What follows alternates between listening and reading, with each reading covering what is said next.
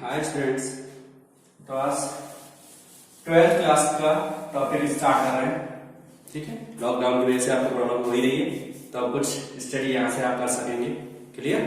तो 12th class में first unit start करेंगे, electrostatics physics for 12th class 12 electrostatics. तो इलेक्ट्रोस्टैटिक्स स्टार्ट करते हैं।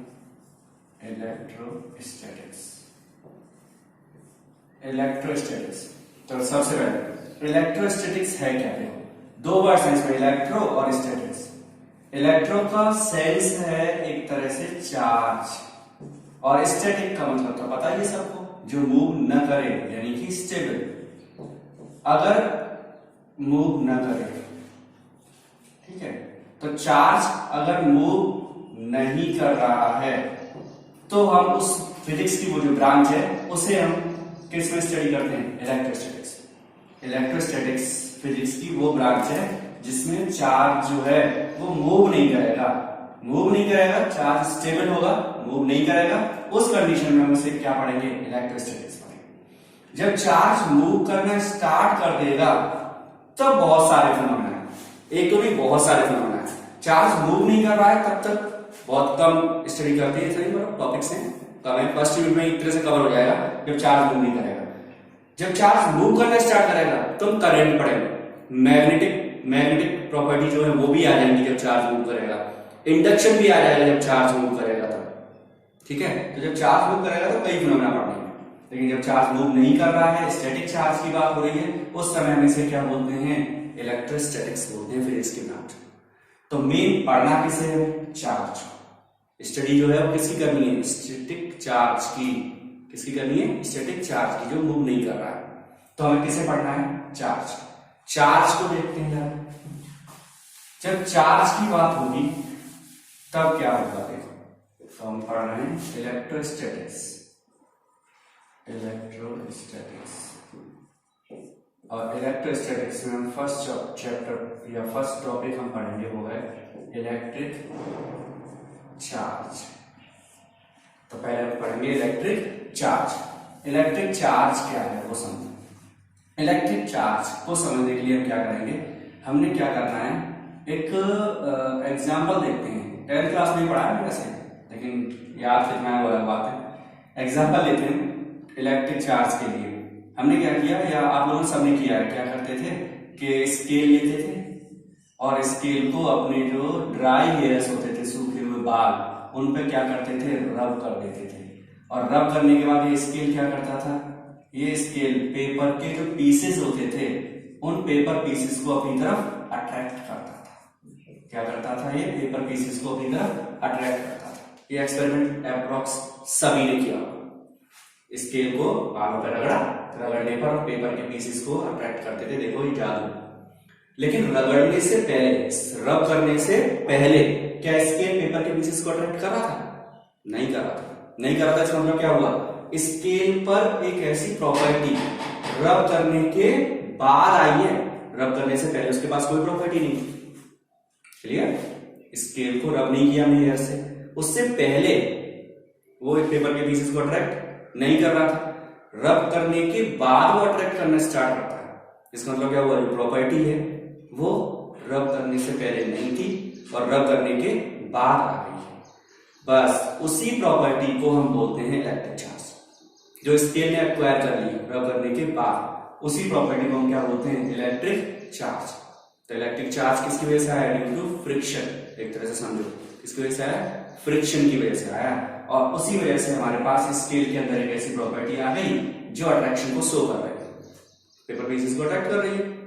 इसके और एग्जांपल्स देखते हैं। पहले एक्सपेरिमेंट देखते हैं। ये तो था आप लोगों का खुद का ही बनाया हुआ एग्जांपल था।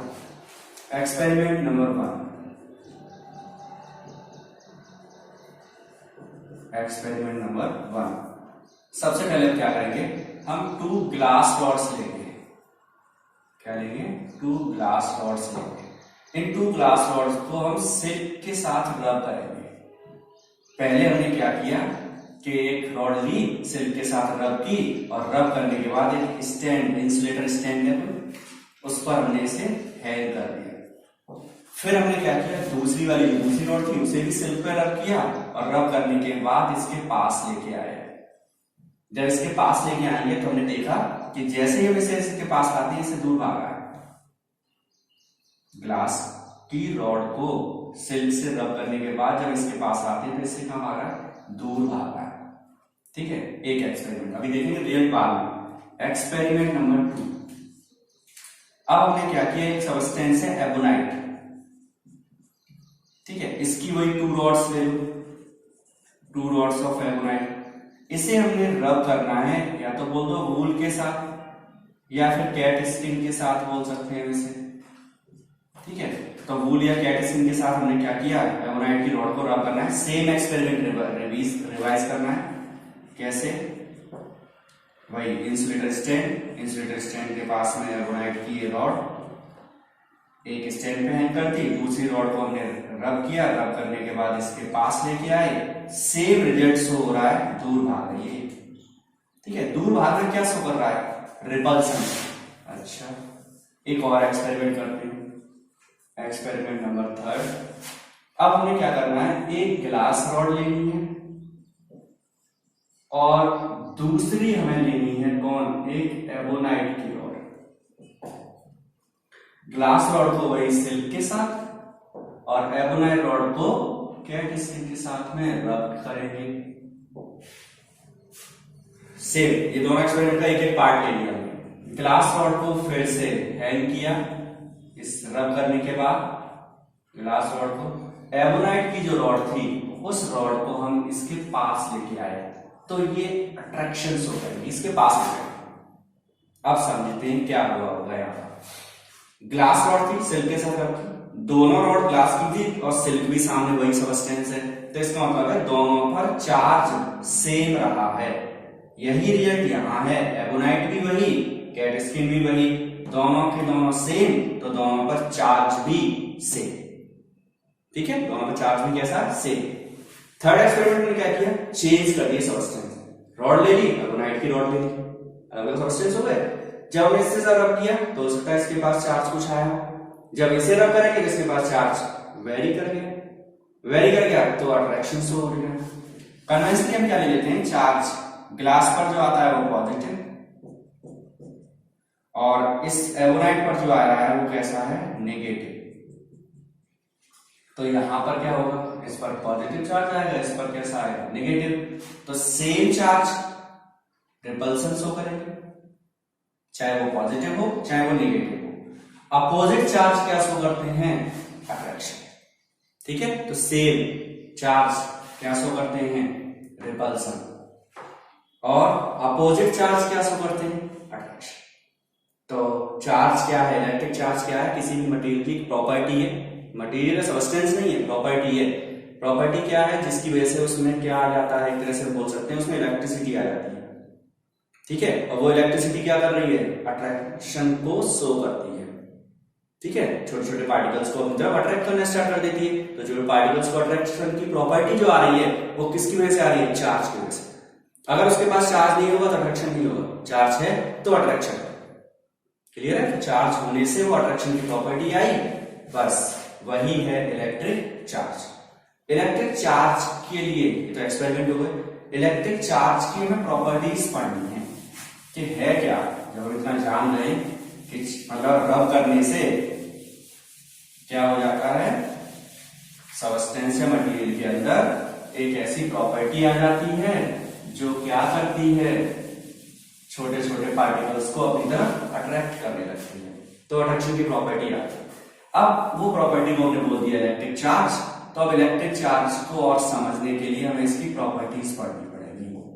Properties of electric charge, properties of electric charge.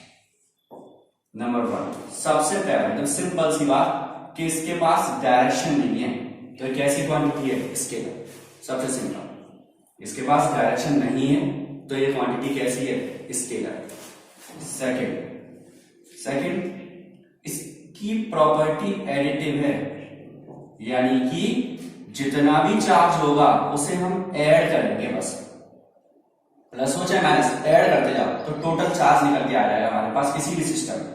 कोई भी सिस्टम है, जैसे सपोज है कोई भी सिस्टम है, इसमें चार्जेस रखे हुए plus Q1 Q2 Q3, minus भी हो सकता है Q4, कुछ भी हो, बस हमें सबको ऐड कर देना है तो total charge of the system तैयार। तो टोटल चार्ज के लिए हम क्या करना है, चार्जेस को आपस में ऐड कर देना है बस, और कुछ नहीं। थर्ड, इसकी नेचर। इसकी नेचर, चार्ज, एक साइंटिस्ट है बेंजामिन फ्रैंकलिन।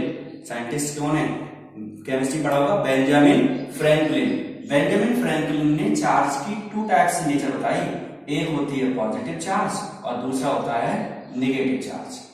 एक कौन सा है, पॉजिटिव चार्ज है, और दूसरा कौन सा है, नेगेटिव चार्ज है। ये बात किसने बताई है, बेंजामिन फ्रैंकलिन। और अभी अभी हमने पढ़ लिया है कि जो सेम चार्ज होगा वो क्या करेगा, रिपेल करेगा, चाहे वो प्लस प्लस हो चाहे वो माइनस माइनस हो। अपोजिट चार्ज अगर होंगे तो वो क्या करेंगे, अट्रैक्शन को शो करेंगे, अट्रैक्ट करेंगे, मतलब एक plus minus, minus plus. Opposite attract करेगा और सेम क्या करेगा, रिपेल करेगा। तो नेचर हो गई, टू टाइप्स में डिवाइड हो गया चार्ज, एक हो गया पॉजिटिव चार्ज और सेकंड इज नेगेटिव चार्ज। ठीक है, सेम चार्ज या लाइक चार्जेस रिपेल करते हैं, अनलाइक या अपोजिट चार्जेस अट्रैक्ट करते हैं। Clear. Fourth, SI unit, system of international unit. ऐसा यूनिट क्या है इसका, कूलाम। क्या है, कूलाम। रिप्रेजेंट करते हैं किससे, C से। लेकिन कूलाम अपने आप में एक बड़ी यूनिट है, कूलाम अपने आप में बड़ी यूनिट है, मतलब बहुत ज्यादा है। 1 कूलाम चार्ज मतलब बहुत ज्यादा चार्ज। आगे हम कैपेसिटेंस पढ़ेंगे तब समझेंगे इस बात को कि हाँ बहुत ज्यादा है। तो इसके लिए हम क्या करते हैं, इसे छोटे छोटे यूनिट्स में चलते हैं, जैसे 1 micro coulomb, 1 nano coulomb, 1 pico coulomb, इनका यूज करेंगे हम ज्यादातर। माइक्रो का मतलब होता है -6, नैनो का मतलब भी पता है 9, पीको का मतलब भी पता है, इनका यूज करेंगे, micro nano pico. Micro -6, nano -9, pico -12। तो ये हमारे पास क्या आ जाएंगे इसके चार्जेस के लिए। ऐसा यूनिट की बात हो रही है, इसकी CGS यूनिट भी है। चार्ज की कौन सी यूनिट है, CGS। CGS यूनिट क्या है, 1 स्टेट कूलाम, 1 स्टेट कूलाम, या इसे बोल देते हैं ESU, electrostatic unit. Electrostatic unit, state coulomb. ठीक है, तो 1 ESU, ये कौन सी यूनिट है इसकी, CGS। और 1 कूलाम में 3 × 10⁹ ESU होते हैं। सोच लो कितनी बड़ी यूनिट है कूलाम, जिसमें कि 3 × 10⁹ ESU है, बहुत बड़ी यूनिट होगी। एक यूनिट और है अदर यूनिट्स में, अगर हम चले तो अदर यूनिट्स में अगर हम चलते हैं तो यूज वैसे नहीं हुआ है लेकिन फिर भी बस ऐसे पढ़ लो। Electromagnetic unit, electromagnetic unit EMU, electromagnetic unit. Electromagnetic unit जो है वो कूलाम से भी बड़ी है, तो 1 EMU 10 कूलाम के ऊपर है। सोच लो EMU कूलाम से भी बड़ा है, कितने टाइम्स बड़ा है, 10 कूलाम, 10 टाइम्स बड़ा है। तो हम ऐसे लिख सकते हैं 1 EMU 3 × 10⁻10 ESU के ऊपर होगा। 1 EMU कितने के ऊपर होगा, 3 × 10⁻10 ESU, क्योंकि 9 तो ये थे, एक ये और आ गया, तो कितने हो गए, 10। तो EMU। ठीक है, केमिस्ट्री में इसका यूज करते हैं, स्टेट कूलाम नहीं पढ़ते हैं, ज्यादातर CGS यूज चलती है केमिस्ट्री में, लेकिन फिजिक्स में ऐसा यूनिट ही चलेगी, हम कूलाम ही पढ़ेंगे, इनमें से कोई भी नहीं पढ़ना है। ठीक है, बाई चांस कोई न्यूमेरिकल आ जाए तो अलग बात है, बाकी नहीं आएगा, कूलाम नहीं आएगा। ठीक है, तो कूलाम क्या है, इसकी ऐसा यूनिट है, कूलाम बड़ी यूनिट है, मतलब बोल सकते हैं उसका अमाउंट बहुत ज्यादा है, तो इसलिए छोटी छोटी यूनिट्स में पढ़ते हैं, माइक्रो नैनो पीको, इनमें पढ़ते हैं। ठीक है, तो ये कुछ प्रॉपर्टीज हुई किसकी, चार्ज की। और भी प्रॉपर्टी पहले से दोबारा से रिवाइज कर लेते हैं। एक तो स्केलर क्वांटिटी है, दूसरा अगर हमें किसी सिस्टम में टोटल चार्ज चाहिए तो हम सभी चार्जेस को क्या करेंगे, ऐड कर देंगे, वो टोटल चार्ज को रिप्रेजेंट करेगा। बेंजामिन फ्रैंकलिन ने बताया था कि नेचर इसकी दो होंगी, यानी कि एक प्लस चार्ज होगा और एक माइनस चार्ज होगा, पॉजिटिव एंड नेगेटिव चार्जेस होंगे। और ये बात पता है हमें, सेम चार्जेस आपस में रिपेल करते हैं और जबकि अपोजिट चार्जेस आपस में अट्रैक्ट करते हैं। ऐसा यूनिट क्या है इसकी? कूलाम। कूलाम बड़ी यूनिट है तो हमने इसे छोटी छोटी यूनिट्स में डिवाइड कर लिया है, 10⁻⁶, -9, -12। सीजीएस यूनिट जो है वो है स्टेट कूलाम, इलेक्ट्रोस्टैटिक यूनिट, ईएसयू।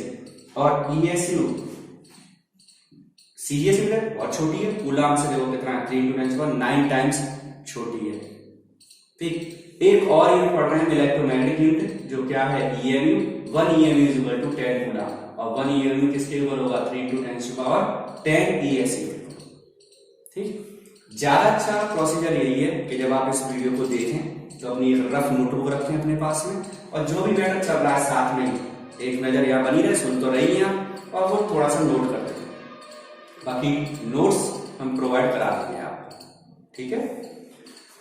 तो ये हमारे पास क्या आ जाएगा?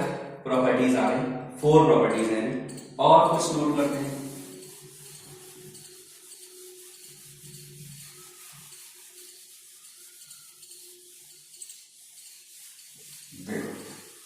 और प्रॉपर्टीज क्या होंगी इसकी?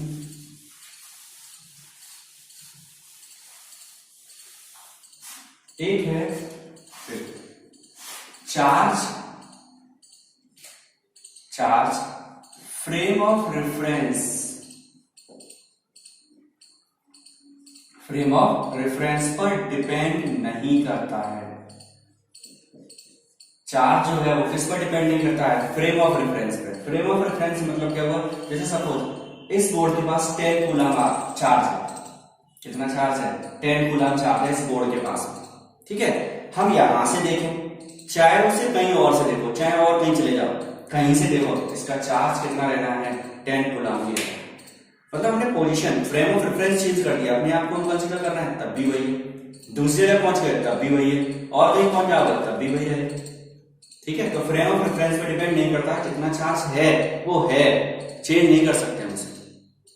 एक हमने 11th क्लास में पढ़ा था मास डिपेंड करता है फ्रेम ऑफ रेफरेंस पे, करता है क्या? सोच के बोलना, करता है कि वेट करता है।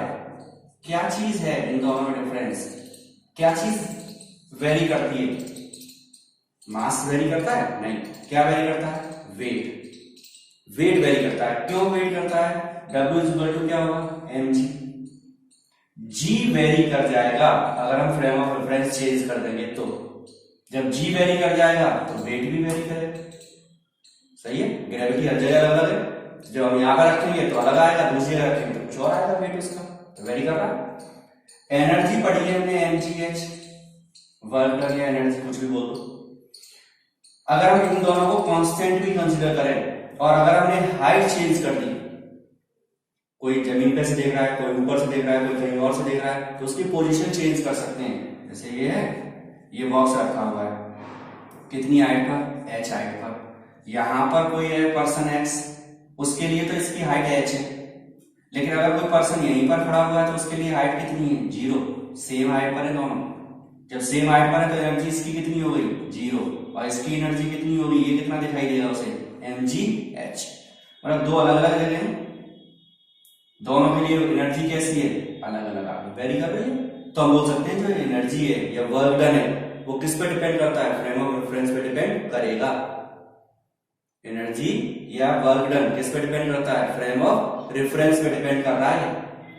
जबकि चार्ज, अगर सपोज इसी बॉक्स के पास 10 कूलम चार्ज होता तो चाहे जमीन पे से देखो चाहे ऊपर हवा में से देखो, चार्ज 10 कूलम ही होगा।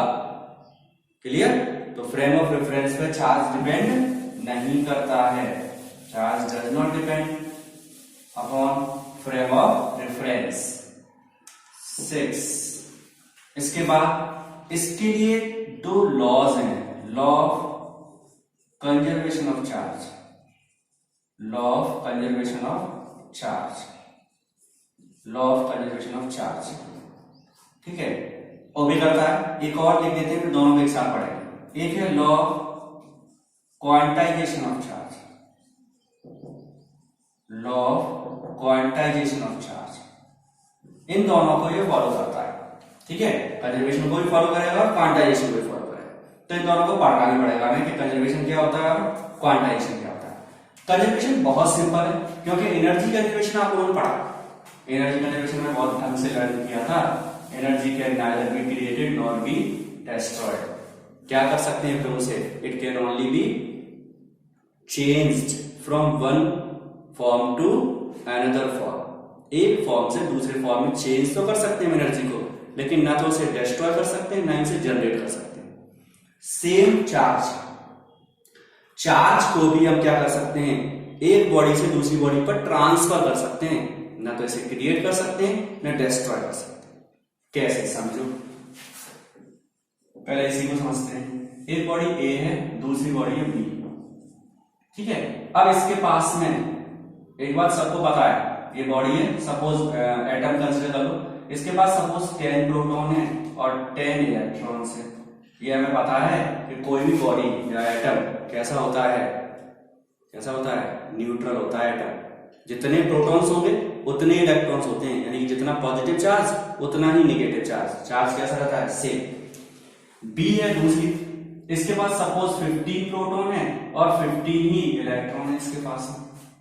तो टोटल चार्ज दोनों के पास जीरो है। टोटल चार्ज कितना है दोनों के पास, जीरो, कोई चार्ज नहीं। जितने प्रोटॉन उतने इलेक्ट्रॉन, उतने प्रोटॉन उतने इलेक्ट्रॉन। टोटल चार्ज ए पर भी जीरो और बी पर भी जीरो। अब हमने क्या किया, इन दोनों को आपस में रब किया। क्या करेंगे, इन दोनों को आपस में रब करेंगे। रब करने से क्या होगा, किसी एक बॉडी से इलेक्ट्रॉन दूसरी बॉडी पर ट्रांसफर हो जाएगा। किसी भी एक बॉडी से इलेक्ट्रॉन दूसरी बॉडी पर ट्रांसफर हो जाएंगे। किससे होंगे, जिसका अट्रैक्शन फोर्स न्यूक्लियस के साथ इलेक्ट्रॉन का ज्यादा होगा वो तो बच जाएगा, जिसका न्यूक्लियस के साथ अट्रैक्शन फोर्स होगा कम वो टूट के चल दिया। न्यूक्लियस के साथ इलेक्ट्रॉन बाउंडेड है, ये बात सबको पता है। जैसे न्यूक्लियस, इसके अराउंड इलेक्ट्रॉन्स क्या करते हैं, रिवॉल्व करते हैं। तो आप सोचो आउटर मोस्ट ऑर्बिट में जो इलेक्ट्रॉन्स होंगे और जो अंदर होंगे, अंदर वाले में फोर्स ज्यादा रहेगा, इससे कम और इससे और कम। तो क्या होगा, बाहर वाला जो इलेक्ट्रॉन है वो हो सकता है टूट जाए दूसरे से फ्रिक्शन या रब करने की वजह से। तो सपोज यहां से 2 इलेक्ट्रॉन्स जो थे रब करने पर इसके पास आए। जब रब करने से इसके पास आए तो क्या हुआ, ए के पास अब हमारे पास 10 प्रोटॉन है और 12 इलेक्ट्रॉन हो गए। बी के पास 15 प्रोटॉन है और इलेक्ट्रॉन कितने बचे, 13, तो चले गए। ओवरऑल सोचो तो इसके पास 2 प्रोटॉन्स एक्स्ट्रा हैं बैलेंस होने के बाद, और इसके पास 2 इलेक्ट्रॉन एक्स्ट्रा हैं। देख लो, ऐसा ही हो रहा है। 2 इसके पास इलेक्ट्रॉन एक्स्ट्रा हो गए, 2 इसके पास प्रोटॉन। ए के पास इलेक्ट्रॉन आए हैं तो ये नेगेटिव चार्ज हो जाएगा। बी से इलेक्ट्रॉन गए हैं, निकल के गए हैं, तो ये पॉजिटिव चार्ज हो जाएगा। लर्न करो ढंग से। जिसके पास इलेक्ट्रॉन आ जाएंगे, इलेक्ट्रॉन के पास चार्ज पता है नेगेटिव होता है, जिसके पास इलेक्ट्रॉन आएंगे वो नेगेटिव चार्ज होगा, जिससे इलेक्ट्रॉन चले जाएंगे वो पॉजिटिव चार्ज हो जाएगा। इलेक्ट्रॉन जाने का मतलब ये हुआ कि उसके पास इलेक्ट्रॉन कम हो गए तो ऑटोमेटिक प्रोटॉन ज्यादा होगा, और जब इलेक्ट्रॉन उसके पास पहुंच गए तो ऑटोमेटिक उसके पास इलेक्ट्रॉन ज्यादा होगा। ठीक है, तो इलेक्ट्रॉन अगर क्या होगा, जाएंगे, हमारे पास इलेक्ट्रॉन गए तो हम पर कौन सा चार्ज आएगा, पॉजिटिव। आपके पास इलेक्ट्रॉन पहुंच गए तो आपके पास चार्ज नेगेटिव। क्लियर। टोटल अभी भी सिस्टम को सोचो, इस पे भी जीरो था, इस पे भी जीरो था। ए और बी पे टोटल चार्ज जीरो था पहले, रब करने से पहले। रब करने के बाद भी जीरो है। देखो 2 इलेक्ट्रॉन 2 प्रोटॉन, टोटल जीरो, क्योंकि टोटल अमाउंट अभी भी 25 ही है। 10 + 15 25 proton, 12 + 13 25 electron. Total charge very नहीं किया, यानी कि पूरा का पूरा चार्ज सिस्टम का कैसा था, कंजर्व। तो चार्ज कंजर्वेशन लॉ क्लियर होगा। चार्ज कंजर्वेशन लॉ क्या होगा, charge can neither be created nor be destroyed, it can only be transferred from one object to another object. एक ऑब्जेक्ट से दूसरे ऑब्जेक्ट के पास जाएगा। तो ये इसका एग्जांपल हो गया। ऐसे बहुत सारे केमिस्ट्री की कोई भी रिएक्शन लेंगे हम, उसमें चार्ज कंजर्वेशन लॉ फॉलो करता है। केमिस्ट्री की कोई भी रिएक्शन से पहले का टोटल चार्ज और रिएक्शन के बाद का टोटल चार्ज हमेशा आपस में इक्वल ही रहेगा। क्लियर। तो ये बात हुई किसकी, law of conservation of charge. दूसरा है law of quantisation of charge. ये बहुत अच्छा टॉपिक है समझने के लिए। क्वांटाइजेशन ऑफ चार्ज क्या है? क्वांटाइजेशन ऑफ चार्ज में क्या होगा, ऐसा बोलते हैं जब चार्ज ट्रांसफर हुआ, अभी बात हो रही थी रब करने से चार्ज एक बॉडी से दूसरी बॉडी पर जाएगा, ऐसा नहीं है कि वो कंटिन्यूअस जाएगा, बस यही चीज लर्न करने वाली है। चार्ज एक ऑब्जेक्ट से दूसरे ऑब्जेक्ट पर जाएगा तो उसका कंटिन्यूअस डिस्ट्रीब्यूशन नहीं होगा। ऐसा नहीं कि एक बाल्टी पानी को दूसरी बाल्टी में पलट रहे हैं तो जितना चाहे उतना पलट दो, जहां रोकना है वहां रोक दो, कंटिन्यूअस है वो, जितना चाहे उतना दे सकते हैं, 2 बूंद 4 बूंद 10 बूंद 2 मग्गे 4 मग्गे जितना चाहे, उसमें ऐसी बाउंडेशन नहीं है कि इतना ही जाएगा, हो सकता है आधा मग्गे चला जाए, उसमें जा सकता है। लेकिन चार्ज के साथ ऐसा नहीं है। चार्ज क्या है, एक मिनिमम क्वांटिटी जिसे हम क्वांटा ऑफ चार्ज बोलते हैं, क्वांटा ऑफ चार्ज। क्वांटा का मतलब है मिनिमम पैकेट, चार्ज का मिनिमम पैकेट, और वो किसके इक्वल है, वो है इलेक्ट्रॉन के इक्वल। किसके इक्वल है, इलेक्ट्रॉन। ये बात प्रूफ हुई है क्वांटाइजेशन ऑफ चार्ज, एक एक्सपेरिमेंट है Millikan's oil drop experiment, repeat Millikan's oil drop experiment, उससे बात प्रूव्ड है कि चार्ज क्वांटाइज्ड है, ठीक है। तो उसी प्रूव्ड को पढ़ रहे हैं इसमें। तो quanta of charge minimum quantity कितनी है उसकी, 1 इलेक्ट्रॉन के बराबर, इससे छोटा चार्ज पॉसिबल ही नहीं, इलेक्ट्रॉन से छोटा चार्ज पॉसिबल ही नहीं है। जब हो जाएगा, प्रूफ हो जाएगा, तब हम पढ़ेंगे, अभी नहीं हमारे लिए। अभी मिनिमम क्वांटिटी कितनी है उसकी, 1 इलेक्ट्रॉन, ठीक है। तो अब क्या होगा, जब एक बॉडी से दूसरी बॉडी पर इलेक्ट्रॉन ट्रांसफर होंगे तो वो हमेशा इलेक्ट्रॉन पूरा जाएगा, 1 जाएगा, 15 जा सकते हैं, 100 जा सकते हैं, 500 जा सकते हैं, लेकिन कभी भी आधा इलेक्ट्रॉन या फिर 12/3 इलेक्ट्रॉन, ऐसा कोई क्वांटिटी नहीं ट्रांसफर होगी, ये पॉसिबल नहीं है, क्योंकि इलेक्ट्रॉन से छोटा चार्ज ही नहीं है। ऐसे समझो जैसे मार्केट है, मार्केट में जाके शॉपिंग की हमने, तो रुपए दिए, लिए, रुपए का लेन देन करते हो, मिनिमम क्वांटिटी कितनी है जिससे कम वो दुकानदार लेगा ही नहीं, वो है 1 रुपए, सही है। 50 पैसे का कोई सामान अगर लिया तुमने, अगर कंसीडर भी कर ले हम कि 50 पैसे का सामान हमने कुछ ले लिया, रुपए बने 12.5, तो क्या 12.5 रुपए दे सकते हो तुम उसे, नहीं दे सकते, या तो 12 दो या 13 दो। तो 1 रुपए वहां पर क्वांटा है, एक तरह से मिनिमम क्वांटिटी 1 रुपए है अपने इंडियन करेंसी में, 1 रुपए से कम में हम ट्रांसफर रुपए का नहीं कर पा रहे हैं, रुक गए वहीं पर। वैसे ही चार्ज है, चार्ज भी 1 इलेक्ट्रॉन, कम से कम 1 इलेक्ट्रॉन ट्रांसफर होगा, उससे कम नहीं होगा, ठीक है। तो चार्ज का डिस्ट्रीब्यूशन कंटिन्यूअस नहीं होता है, डिस्क्रीट है, ये पैकेट्स की फॉर्म में होगा। चार्ज का डिस्ट्रीब्यूशन एक ऑब्जेक्ट से दूसरे ऑब्जेक्ट पर किस फॉर्म में होगा, पैकेट्स की फॉर्म। और एक मिनिमम पैकेट जो होगा उसके पास चार्ज कितना हो सकता है, 1 इलेक्ट्रॉन। अब इसके ज्यादा हो सकता है, ज्यादा कितना हो सकता है, ज्यादा तो जितना चाहो उतना हो सकता है, कितना, उसे हम लिख सकते हैं कि चार्ज किसी भी ऑब्जेक्ट पर, क्यू से प्रिंट कर रहे हैं चार्ज को, इलेक्ट्रॉन का इंटीजर मल्टीपल हो सकता है, वेयर n इज 0, 1, 2, 3 और प्लस माइनस, उससे कोई मतलब नहीं कि प्लस है कि माइनस, और डॉट डॉट डॉट। n इसके इक्वल नहीं होगा भाई, 1.5, 7/3, ऐसा कुछ भी नहीं होना चाहिए, डेसिमल नंबर नहीं आएगा, n की वैल्यू जो आएगी वो हमेशा इंटीजर होगी, 0 मतलब चार्ज नहीं होगा, और होगा तो फिर 1 इलेक्ट्रॉन, 2 इलेक्ट्रॉन, 3 इलेक्ट्रॉन, या तो ट्रांसफर ही नहीं होगा, और होगा तो इलेक्ट्रॉन पूरा जाएगा, 1, 2, 10, 20, 50 पूरा जा रहा है। क्लियर है, ओके। तो ये चार्ज की बात हो गई, क्वांटाइजेशन ऑफ चार्ज। तो चार्ज क्वांटाइजेशन का मतलब क्या हुआ, मिनिमम पैकेट ही ट्रांसफर होगा, उससे छोटा नहीं होगा। क्लियर, तो ये बात हुई प्रॉपर्टीज हो गई किसकी,